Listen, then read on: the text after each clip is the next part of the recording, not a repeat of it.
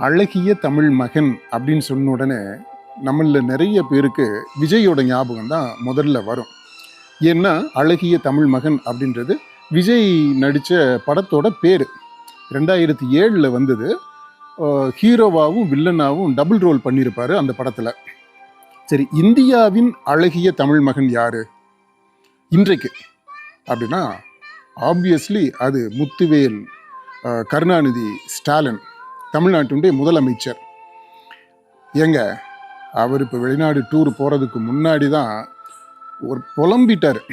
இது மாதிரி தன்னை எம்ஜிஆராகவும் ஜெயலலிதாவாகவும் நினச்சிக்கிட்டு இருக்கக்கூடியவங்க முதல்வர் அப்படின்ற அந்த பதவிக்குரிய மரியாதையை கூட கொடுக்காம ரொம்ப கேவலமாக பேசினாங்க அப்படின்னு சொல்லிட்டு வருத்தப்பட்டார்.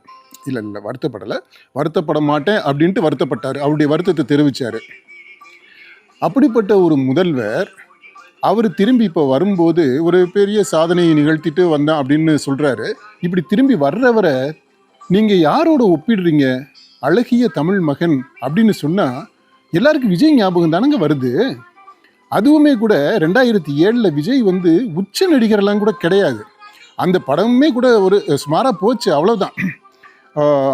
அப்படிப்பட்ட 2007 இருந்த ஒரு லீடிங் ஆக்டர், உச்ச நடிகர் இல்லை, அந்த நடிகரோட அவருடைய லெவலுக்கு இன்றைக்கு வெளிநாடுலாம் போய் சாதனையை நிகழ்த்திட்டு அற்புதங்களை நிகழ்த்திட்டு வரக்கூடிய முதல்வரை நீங்கள் அவருடைய தரத்தை இவ்வளவு தாழ்த்துறீங்க அப்படின்னா எப்படிங்க? இதில் முரண்பாடாக இல்லையா? ஒரு பக்கம் விஜய் தன்னை தரம் தாழ்த்தி பேசினதா வருத்தம் இருக்குது. இன்னொரு பக்கம் திமுக கட்சிக்காரவங்களே உங்களுடைய தரத்தை நீங்கள் விஜயை குறை சொல்கிறீங்க இல்லையா?